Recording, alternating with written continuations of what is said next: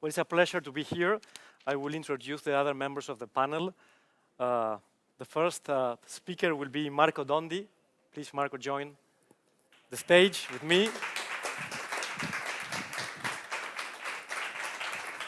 Marco is an associate partner at McKinsey. He's advising public and private companies around the future of work and the future of skills. He leads McKinsey's research on the future of skills, and he's working and contributing to the R4E initiative that we will speak later. He holds an MBA from INSEAD. He's the author of a book, Outgrowing Capitalism, Rethinking Money to Reshape Society and Pursue Purpose. Welcome, Marco, to the panel. Our next guest is Maria Lindström from AstraZeneca.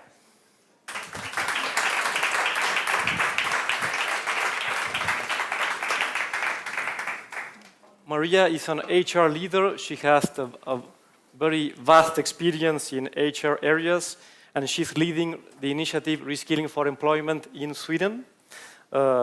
She has worked in several areas of AstraZeneca around HR topics. She has been leading, and she was a member of the Center of Excellence for Learning and Development in AstraZeneca. And she has also led the development of the capability framework of AstraZeneca. So welcome Maria to the stage, and she's from Sweden. And our last guest is Kasper Spiro.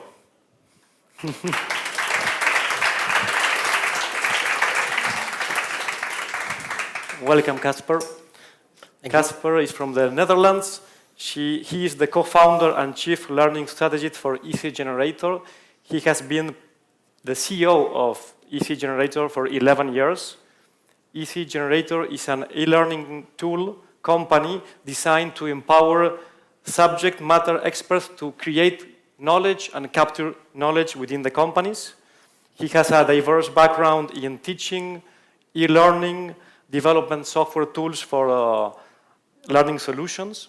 He's also he's an author of a forthcoming book that will be published in 2024 that is called Employee-Generated Learning.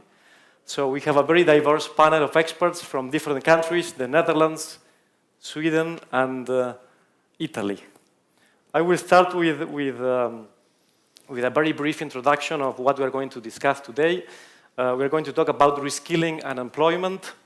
Especially, we're going to talk about an initiative that's called Reskilling for Employment, and it aims to reskill 5 million people by 2030 to train and reskill unemployed people and place them into jobs, and also to train and upskill employees whose position could be at risk in the near future so that they can maintain and keep their jobs. This initiative was created and developed by the ERT. The ERT is the European Roundtable of Industry, and it is an association of the leading industrial companies in Europe. AstraZeneca and Telefónica are very active in this association, and we are working in this R4E initiative, and McKinsey is supporting us as a knowledge partner in a pro bono way. So I will start with Marco, with the first question. Can you please share with us your vision for the reskilling challenges that we are facing in Europe right now? Yes, thanks Nacho. I always like to start with clarifying what reskilling is. It's not learning. Learning has always been neither.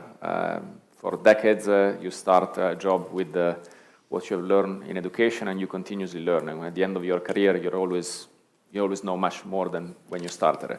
I think the challenge now is that the technologies that are becoming available and the pace of adoption is increasing. That's combined with the need for the climate transitions, which also requires a transition at a pace which is unprecedented. And it's the pace that requires this challenge of it's not just learning. Some people's job are completely changed or significantly changed, and therefore is really relearning how to do that job well, and therefore keep employed. And so there's a lot of these types of we say, job changes that people need to live up to. And so there's a kind of an internal reskilling, what employers oftentimes help employees do. And so this is difficult, but the level of complexity is not as high as other types of reskilling, which I'll speak with. This is, there's also many companies out there. The market is mobilizing. The Coursera, Udacity, Udemy, you name them, right? They have managed to aggregate and create content. They have very good recommendation engines now. So if you just need to learn the few skills to keep up to pace, it is challenges, but if you have the willingness and the support of your employers, it's something that we see that we can meet that challenge. The other two types of reskilling are different, and both of them are a bit more complex.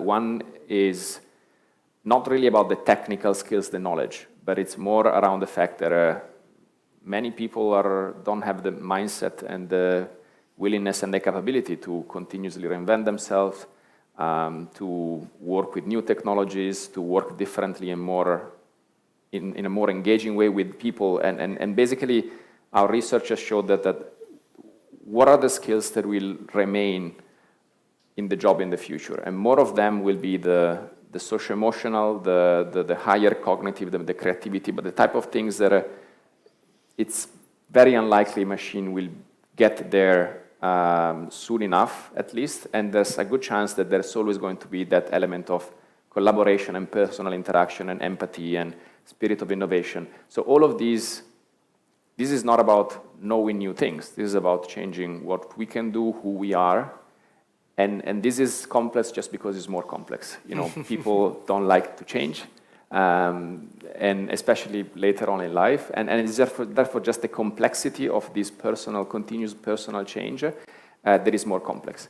The last one, which I left last because not because it's less important, but because it's what we have focused on, the Reskilling for Employment initiative, is actually those that it's not about learning new skills and keeping up to date with my job, but it's those people that either they made their own choice and they're in a job that either they don't want to do, or technology is taken away, or it's changed in a way that they know that this is not good for them. And so many of these people, some are unemployed, some are employed, but unhappy because they're doing a job that they don't feel is their future. They're afraid that they're going to lose. But you're asking me to change my life, and I have no clue. I have, if I go on Coursera, I have 10,000 courses, lots of training, but I need to change my life, right? The level of support and comfort and help that I need to know first, is changing my life possible, or I need to hang on to this job and fight for it and be stubborn. Yeah. So first, is it possible, and who can help me, and what are the programs that can help me? And so I think this is where a few years ago we saw that this type of profiles are the ones that the market is not really set up to help, and so many of them get stuck either in a job until they lose it, or they jump from job to job, but maybe taking some training but not really changing their lives. And so this is the real, or better, the place where we saw as a group of employers and McKinsey as wanting to help these people, we need to do something. And the market is not fixing it alone. The public sector alone can't do it. We need to really mobilize a multi-stakeholder partnership. I would love to ask you and listen to your thoughts, because you were from the beginning working in this R4 initiative, this initiative that aims to reskill people and get them into jobs and employ people, and also to reskill employees. And it is being led by the industry to connect all the relevant stakeholders in around academia, public entities, companies, business associations. So I would love if you can share with us the origins of the project 3 years ago and how it developed and it grew this couple of years. It will be very interesting to... Yeah, so initially I was myself very positively surprised that there was a group of large companies that say, we need to do more than just writing papers to share our perspective to policymakers. We really want to do something to improve society. We know that our companies are moving fast. They will need to move even faster to remain competitive. But we want to make sure that in this moving too fast, we don't leave anyone behind, right? So that's kind of the spirit with which this started with Sonai.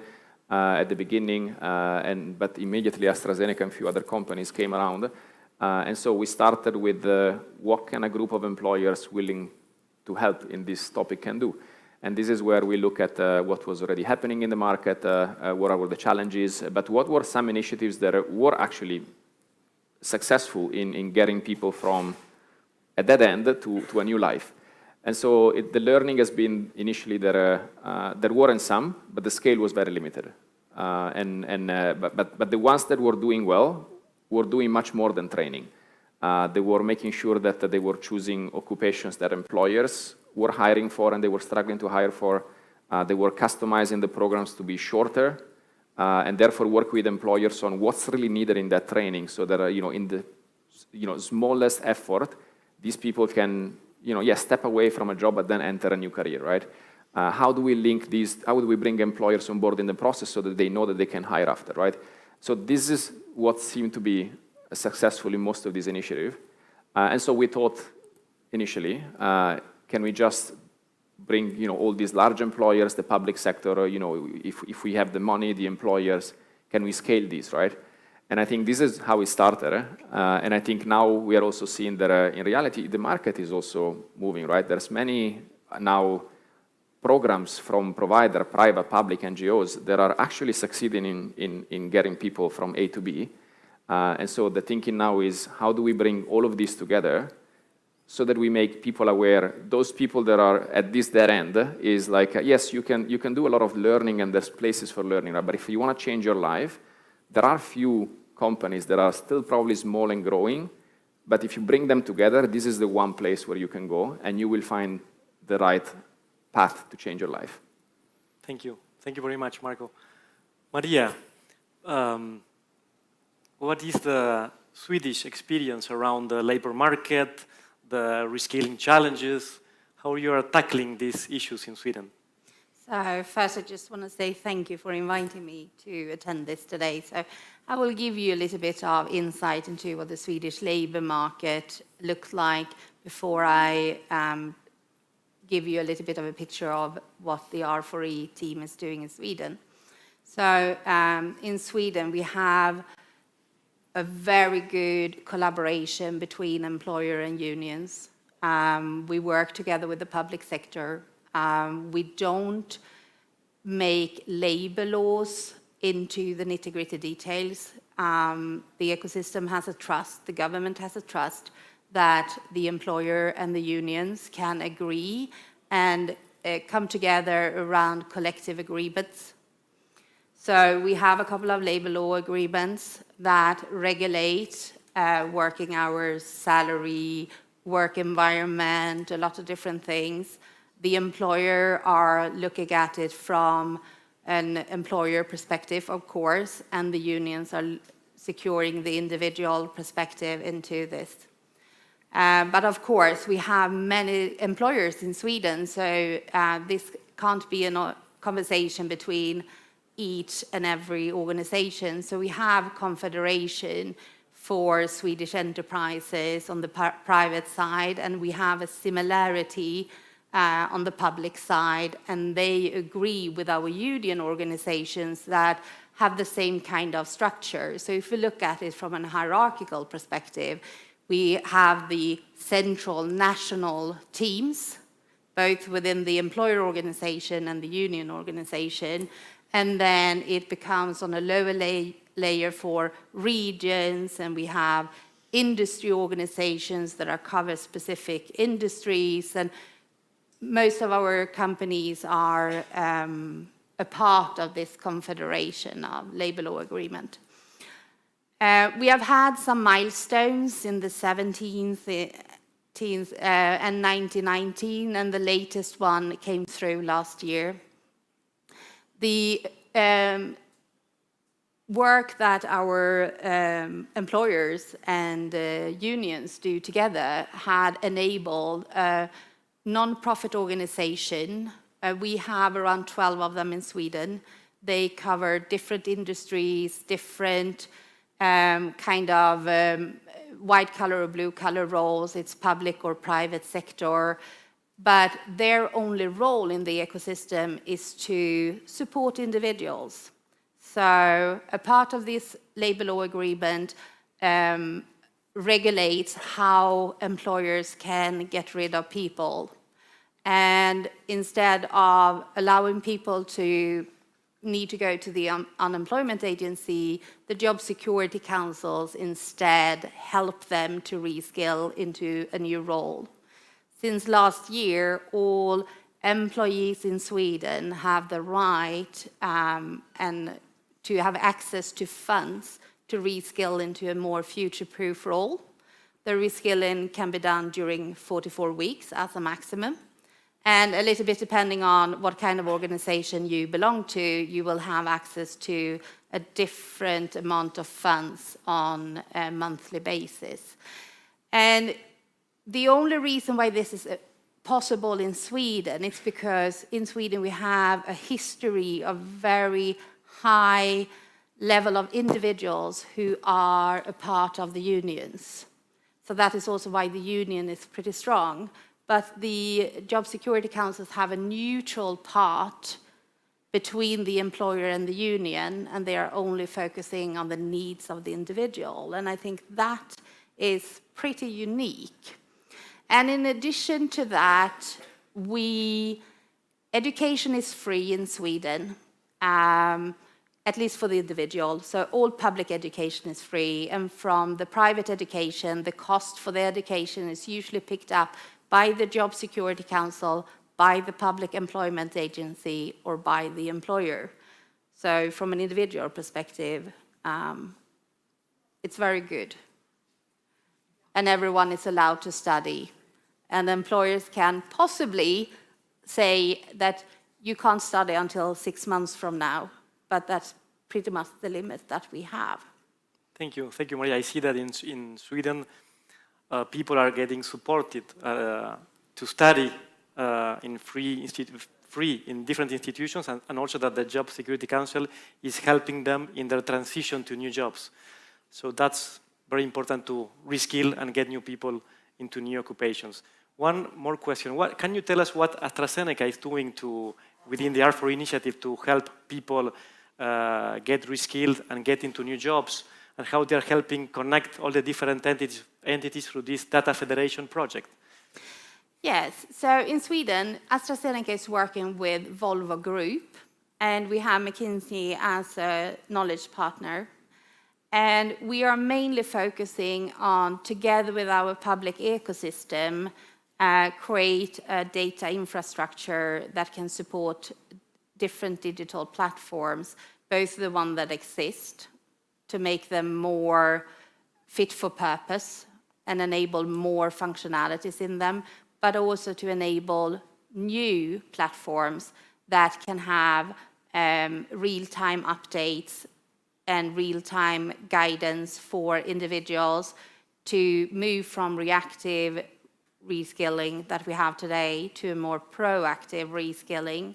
And as we are in a pretty unique situation where we have a lot of data existing in our ecosystem, I think we worked a lot together with our public sector, but also with the Confederation of Swedish Enterprise and Industry Organization and Job Security Council and unions to move this forward. It takes a little bit of time, but one step at a time. Right now we have 8 different governmental departments that are collaborating with the public side to realize this in the future. They have pilot building blocks of it, and they are working on long-term commitment and resources to realize it. But we're also working with reskilling program and to reskill people in Sweden. But we are looking at working together with the existing stakeholders in the ecosystem, because we have a lot of them. The funds is already in the system. And if we would count everything on the public and the private sector, I would say that we have somewhere around 30,000 and 40,000 educations available in the system. And in addition to that, we're also as companies looking at how can we share what we have developed internally, externally, and how can we do quality checks of things that are developed externally, internally, so we also can promote it to small and medium-sized companies to help them meet their future capability needs. Thank you, Maria. Now your turn. Kasper, you have been working in technology, you have been developing software solutions, you have been a teacher, so you have a vast experience in learning and in technology. What are the trends that you are seeing on technology and how this will impact the future of work, the future of learning, that you can share with us? Yeah, I think that we're at the beginning of a big revolution. So I think everything will change. Everything is already changing as we speak. And if you look at a trend that is going on already for a long time, it is that knowledge becomes less important and skills are more important. So knowledge is readily available. We're used to that. You can Google something, you can find something, but you need to have the skills to actually apply that. And I think with artificial intelligence, that will actually go to the next level or maybe even beyond that. So information is always available. So the trick now is how can I get that information in the right moment and how can I actually use that? How can I apply that in my work? So if you talk about skills training, but learning in general it goes for, I think the revolution that we're looking at is that we are used to looking at learning as a form of training. So let's give people a course, let's give people formal education in a university or a classroom session or whatever. And then once they're working, sometimes you have like support from a mentor or something like that. But I think that has to completely flip around. I think that you don't learn skills in a classroom. You don't learn skills from an e-learning course. You learn skills by doing it. So if we're looking at formal initiatives for learning, they can sort of create a foundation. They can give you like the basic knowledge. But before that, especially if you talk about skills, not everybody can become everything. You have certain abilities, things that you can do, things that you can't do. So, and you need to sort of check first what I am capable of becoming. So I think that is something that technology can help, is create like a testing environment so people can understand where their abilities can lead them to before making a choice. The other thing is that everybody is now always developing. If I look at myself, I started out as a teacher. I was teaching accountancy. And I ended up being the CEO of a SaaS company. I didn't learn that in school. I learned that along the way. So everybody has to develop himself or herself all the time. I recently read that a digital skill, a lifetime of that is only 1.5 years now. So you constantly have to reinvent yourself. And the thing is, you don't do that in a classroom. So what we need to do, we need to bring learning to the workplace. And I think AI is capable of doing that. And the initiative that you are doing, what I think has the opportunity, if you look at corporate learning, there are very specific things. So at AstraZeneca, they do things differently than they do in another company. But the generic skills are the same. If you become a salesperson or you become a mechanic or an engineer, there are a lot of skills which are generic. So I think what we could create is like sort of, well, with the corporate, we call it like a corporate brain. So with all the knowledge of the company, that you can use AI actually to help you out. Ask questions to that brain while you're working, like you do with ChatGPT. And I think with skills, there is an ability to not focus on the initial training, but create like an entity, a brain, a European skilled brain, if you want, that contains a lot of information on how to do certain stuff. But you have to learn it while you're doing it, on the job. You become a great salesperson by making 1,000 sales and failing on it the first 300 times and then learning from your mistake. You need to have a mentor there that can help you out. So you, and when you have AI, it can actually be a form of a coach. It can help you answer questions. It can give you instructions how to do stuff. But not just that. You need that person as well. So you need a personal mentor, a coach that will help you. But AI can be sort of a coach as well. And I think that learning will move to the workplace thanks to AI. Thank you. Amazing what you have just said. I also read many times the role of AI as a co-pilot or as a coach, as you have just mentioned, and how can help us find the content we need at the right time when we are implementing or doing some specific job. I will take one more question to the group. What are for you the key success factors for getting people reskilled? No? You mentioned to have a mentor, to have practical components, learning by doing. How can industry also help to create these ingredients to help people transition to new occupations? We are facing this dual transition of energy and digital that will affect all the industries. And also other regions of the world are investing heavily in AI. So what are the key success factors to reskill people in Europe? How we can increase our competitiveness in Europe and also have a very relevant social impact, positive impact for our society to keep people in because technology will create new jobs and new opportunities, but also many jobs or occupations will be affected. And as Marco mentioned at the beginning, people will change the way they're going to work and they will need new skills to adapt. So in your opinion, which are the key success factors to keep improving our competitiveness and keep getting people into jobs? I will go this way, so you can start, Marco. Thanks for the question. I think such a long list, I don't know where to start. Maybe I'll just use there are probably the two sides, right? You need to start from the demand, people. Yeah. People need to be willing to do it and have the courage to do it, to want to, whether it's, learn a new thing or step into a life-changing journey. And for that, it's not just the people willingness, is of course how much you enable them to make the decision easier, right? And this is why I described, bringing all the programs that are life-changing, that have proven to be life-changing in a place, then, you have one place to go, right? If you want to change your life, just go there, and what you find there, if it's the right fit for you, that'll change your life. So I think that's the first is increasing the number of people that feel comfortable enough and courageous earlier to take this choice as soon as they start saying, or not as soon, but if you have two clues, it's a proof that you might want to try something else, right? So that's on the demand side. I guess on the supply side, it's a long wish list as well, right? To some extent, I think universities have a potential large role to play because they have the credibility. Universities, employers are already trusting the university brand.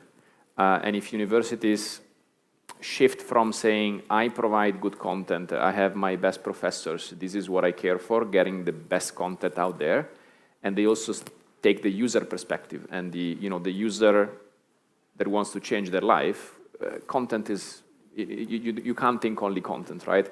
So if they step into the game of, I work with industry to create this shorter program to shift people from A to B, and you have the credential of a university, then employers are comfortable. It's a university, right? I'm used to hire from them. Because the other key success factor is overcoming this barrier of employers, right? Most employers, within the employers, there are some HR professionals. They are expert in hiring. But most of the people that decide who to hire, they're not the expert, right? They hire once in a while. It's for their team. They can't make a mistake. And so they're going to look at the university pedigree. They're going to look at the previous experience. And so, people that have been reskilled by company XYZ, even if they have high employability rate, is who is this person, right? Who's this organization that has reskilled them? And so they don't trust it. And if you don't have employers changing the way they hire, then it's also much more difficult for all of these organizations to get people reskilled and then placed into a job, right? Because on the employer side, well, they don't hire, right? They want the university certificate. So I think it's a combination of getting university closer to these type of shorter programs that put people into jobs, but also employers and hiring managers especially closer to be open-minded and see that someone that has taken a leap from their previous career, gone through a reskilling program. I mean, some experiences we see, many say, these people are the best people I've had. Yeah. Because, they have such a courageous mindset. They're willing to learn.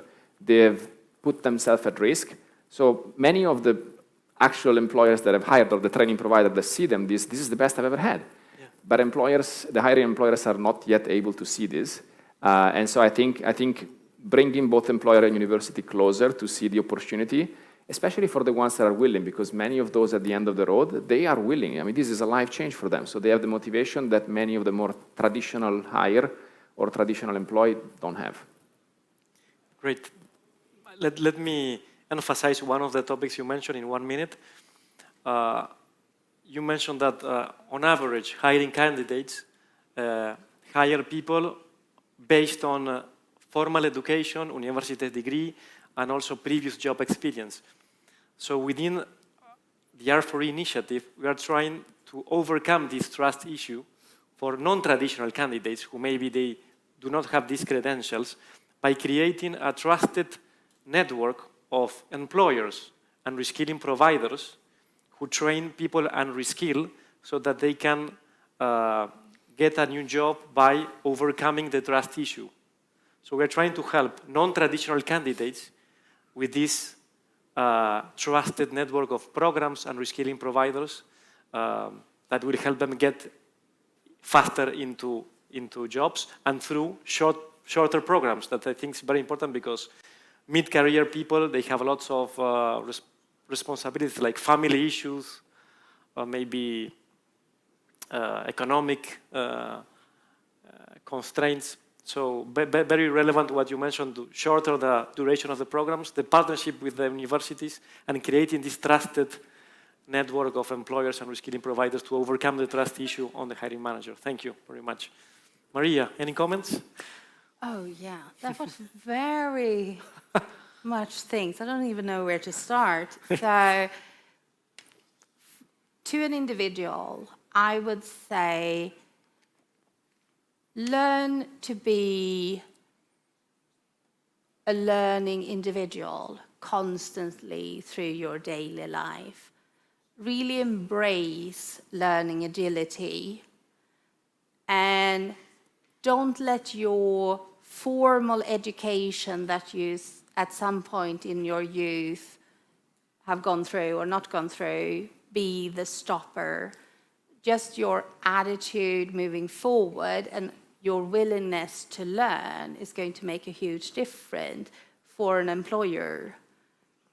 I would also recommend individuals to really take support, be brave, talk to other people, reach out to people who can be your mentor or guidance.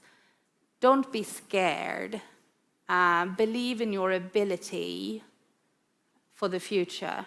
To the universities, I would say, and not only the universities, even high schools and practical universities, please ensure that all the education that you deliver meet the needs of the ecosystems. So we are not just educating people for the sake of education, that we are really educating them to a bright future.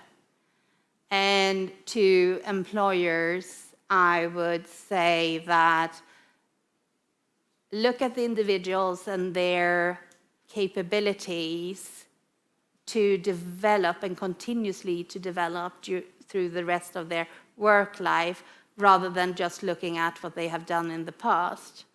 And in general, I would say that to meet this challenge that we have for the future, with the gap that already exists and with everything changing this fast, we need to work together over private and public sector to really be competitive for the future. Thank you, Maria. Kasper? Yeah, well, I agree with everything has already been said. So I think it's indeed crucial that people are motivated because they need to want to change. If they don't want to change, there's nothing. It's something that needs to come from them. So I really agree with that. I also think indeed that the recruitment should change. So you no longer should recruit for qualification, but much more for ability and potential. So you can develop it.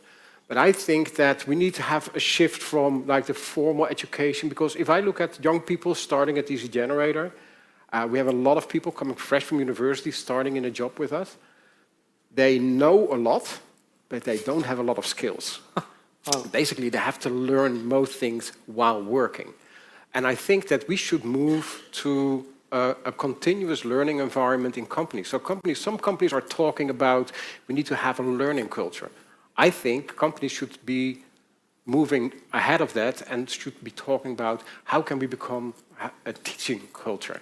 That everybody teaching, and it's not only teaching your existing employees in upskilling them and reskilling them, but also if you want to get people on board and if you want to have enough people that can actually do the jobs that you need them to do, you need to start training them. So you need to take responsibility also for the people outside your organization to start training them. And maybe only a small part of that will actually end up with your company. But I think that the responsibility for learning, we now sort of look at education for that, but that is only the starting point. I think that teaching should be a crucial part of any company. Thank you very much, Casper. Well, I will conclude with a few lines. I think that because of the disruption of technology, to reskill and get new skills is more urgent than ever. And I think that technology is creating a problem that we need to use technology to solve that skills gap challenge, to reskill more people at scale. That is what we are trying to do with the initiative Reskilling for Employment, with the support of ERT members, having the support of McKinsey, with AstraZeneca, Telefonica, and many other companies are trying to reskill at scale. We are facing this dual transition that we mentioned before, the energy transition and the digital transition, so we need to get new skills across all industry. And my final message is that I feel privileged to work with this type of companies and these brilliant minds, and with the support of technology partners to solve this challenge in Europe, because we are really changing people's lives. We are getting people unemployed into sustainable jobs. And for me to work in this type of initiatives with the help and the support of the industry is a privilege, and I thank every day being part of this team. So thank you very much for attending this session. I think now the next session is in the Central Auditorium, and it was a pleasure to be here with you today. Thank you.